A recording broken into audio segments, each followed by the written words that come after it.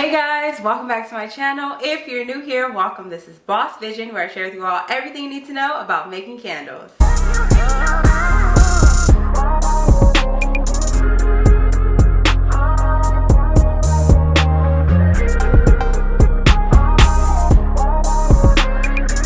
In today's video, I'm so excited to be sharing with you all the top candle making secrets for beginners. If you're like me and you want to make sure your business is set up for success in the next year and you're able to take on every potential customer and convert, then stay tuned for the video. And if you stay until the end, I will be sharing my #1 secret to increase your sales. All right, let's jump right into it. Okay guys, #1, you need to be using fragrance oil in your packing peanuts. Okay, here's why. The scent of the box plays a significant role in speaking to the subconscious of your customers. It is super important for you to have a very warm and inviting fragrance once they open the package so that you can ensure repeat business. That's the #1 compliment I get at the UPS when I'm dropping off orders, or once people have gotten their order. It's like, oh my God, I could smell it through the box. And it's like, you couldn't really smell it through the box. You actually smell the extra fragrance oil through the box, but thank you girl, thank you. And then from there, this customer is more likely to feel confident and happy about the entire experience going forward. Think about the last time you went to a restaurant or a bookstore and it smelled really good. Your mood elevates once you get a strong, positive scent. Okay, #2, I recommend picking fragrances that have a strong hot throw. There is a such thing as a bad fragrance oil. I mean, oftentimes you look at all these beautiful vendors, they have these beautiful descriptions of each scent and you're super excited to buy it, and once you get it, you're highly disappointed. I recommend Gardenia Tuberose and Magnolia and Peony. As you can see, Gardenia and Tuberose is completely empty. This thing is done for because it's one of my top selling scents. People love this floral with undertones of sandalwood. You really cannot beat that. And then this Magnolia and Peony actually has undertones of cotton, so it's more of a clean floral. You have this sweet decadent floral. You are in good hands with these two scents. You can get them both from Candle Science, and I'll put the link in the description down below. Okay, #3, you need to make sure you're giving your customers a free gift with every purchase, because your customers get the opportunity to not only purchase your products but understand more about whatever else you have to offer. I always include a sample of my apple cider donut candles. You could do this in the form of a mini 3-wick candle or in the form of mini wax melts. I have a video going in detail on exactly how to create mini 3-wicks. If you're interested, click this link right here. But just in terms of that, because it's an apple cider donut scent, I know it's very distinctive and people are going to resonate with it every time, and the most gratifying experience ever is to see people actually purchase the larger size. So I definitely recommend you always include a free gift. If you want to take it to the next level, you could set up your Shopify, Squarespace, or whatever web hosting you have to automatically inform your customers that they're going to get a free gift on your website. Oftentimes that's to the next level, top tier, advanced, but we're right now in beginner mode, so I'd say it's completely optional at this time. Okay, #4, it is super important for you to offer a discount in exchange for a social media post. You will be surprised how many people within your customer's audience will purchase from you.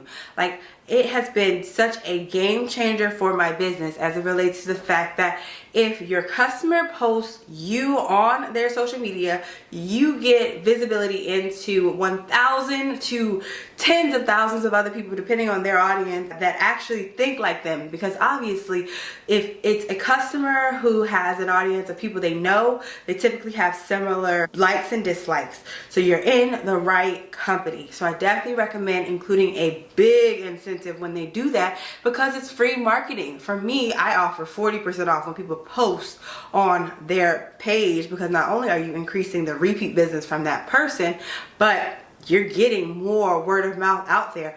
when I first started, this amazing woman, Carolyn, shout out to her, hey girl, hey, she would post me, and then her friend Denise in the comments said, oh, I want one. So she started to purchase from me and post me as well. It was like a domino effect. It was so beautiful to have free marketing, but typically it's not free because it's in exchange for a more cost-effective, high-quality item. Okay, number 5, you need to increase your product cost and offer free shipping. Yes, so this is something you could do once you're getting started out as sort of a strategy to understand more about what your customers will buy more often. I wouldn't recommend this long term for the remainder of your business. Here's why. Shipping for each state varies based upon your geographical location. So shipping can run from $3 to $30, and it's super important to just use this as a personal business strategy for, I would say, less than 2 months. Within that time, people will see the product price of about $3 to $5 more than what you would normally sell it, and free shipping. Free shipping somehow screams at someone's subconscious to purchase. It's just like, buy it, buy it. You know why? You'll be looking at a product, you learn so much about the product, you see all the pictures, you go so in depth about the quality, and you have your eyes on that price. Like, okay, it's only $25. Okay, add to cart. And then you get to checkout and it says $37.99, and you're like, wait, I thought I was only spending $25. Some of these people are spending a very tight budget on your product. So for them to see this additional cost for shipping, they think that they're not getting a deal. They're gonna click out and it's gonna be a bandit checkout. The reason why it's really important for you to trial out this for a few months is to understand what your demographic buys, so you can see which of your products people are buying the most of, because it is going to give them a discount initially, but it's going to help you in the long run because you'll know what to promote more and you'll know what to make more of. Okay, number 6, you need to unbox your own product on social media. I know, this is something that I just found out within the last month. I was scrolling through TikTok and I saw this woman unbox some lashes. She put them on, she was reviewing them in her normal voice. She gave such funny commentary. You would think she really purchased this item from a stranger. Then you look at her profile picture and you realize she is the owner. Oh my God. So this video has 3 million views, 300,000 likes.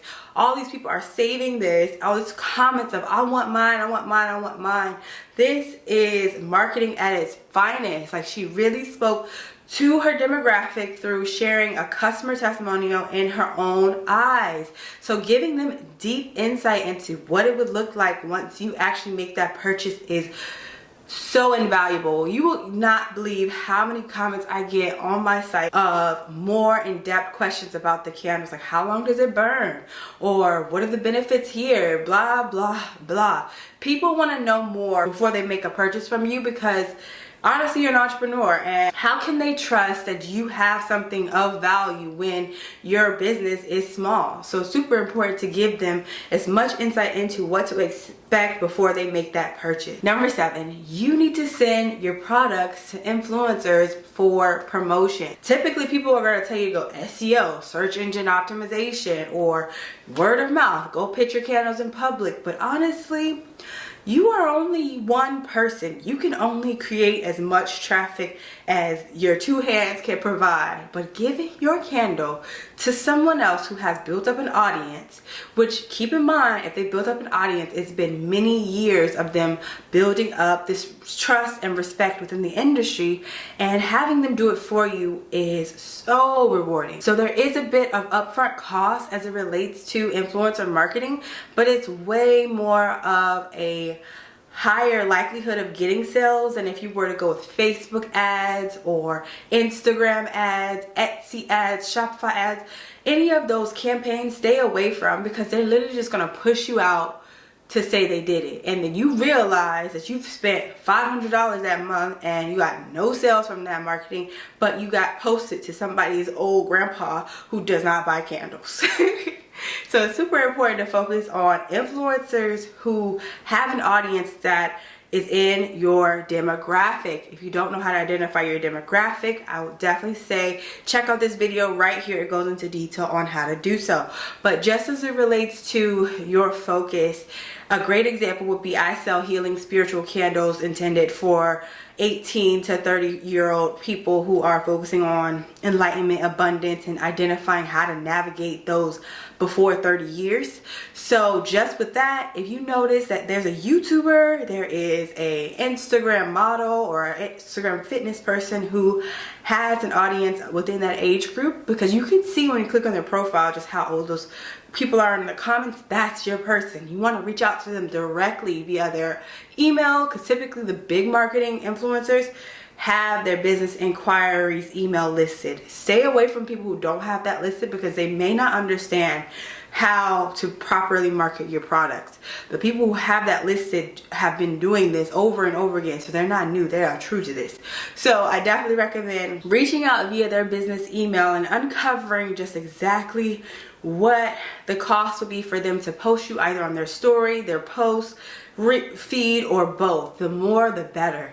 And honestly, the last time I had it done, I was able to get, I believe it was like 25 sales that day, which is unheard of in a business, in a small business. I had 25 back to back. I was crying. And then within the week, a couple more trickled in. It was pretty crazy. And a lot of them are still repeat customers. So it's just so rewarding to get within the visibility of a larger audience that is actually looking for your product. Okay, number 9, it is super important for you to take your product photos outside. Yeah, so it's too often that we want to go grab a ring light or grab that little Amazon box, square box, to actually try to put your product in it with that, you know, cafeteria light that comes out, and it just gives you that cafeteria light product photo. That's not what you want. The last thing you want to do is not provide a professional outlook to your customers after you already are a smaller organization and you don't have any, you know, reputation in the industry. So you want to make sure that your pictures are the main thing you get right. And God and nature, the sun, the flowers, the trees, all of that, they do it for you, okay? Period. It's super important for you to go outside, put a glove on your hand, hold your product in front of some beautiful scenery. It's so important to make sure it's within either the sunset or high, bright sun. What that will do is speak to the subconscious of your intended demographic and let them know that it is a high quality item. It's also going to be in a higher resolution to give your customer insight into exactly what it would look like once they unbox it.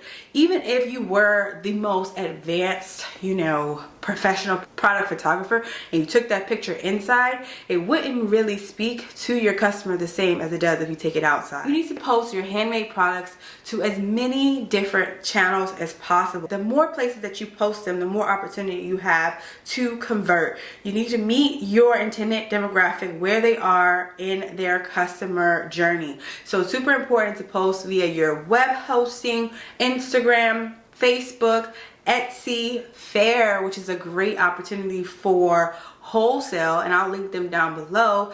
If you sign up with my code, you'll get an incentive for your customers to get $100 off their first wholesale order. Once I signed up for Faire, it took me about 3 to 5 minutes, and once my site was up and running, it was about, I don't know, 3 hours, and I got a sale. And the best part about that is the wholesale order was for $436. Faire gives that customer $100 off, but Faire gives me that $100, so I still made $436, and the customer only paid $336. It was crazy. Faire does this to incentivize all of the customers to make purchases with smaller brands, and that's another thing I wanted to mention. Faire, this is not sponsored, but Faire will push out you as a small business on your first week. So after you fully sign up for Faire, you're going to be the top thing in search. So it's super important to make sure your store is set up for success with some cost-effective rates, high quality pictures, and a really nice business story. The better your brand looks, the more that the eyes on your product become actual customers. Having your product on multiple channels gives your customers the opportunity to make the purchase in whatever manner is most convenient to them. Speaking of convenience, convenience. If you want to learn how to post your products to Shopify and Etsy and Instagram and ensure the proper SEO,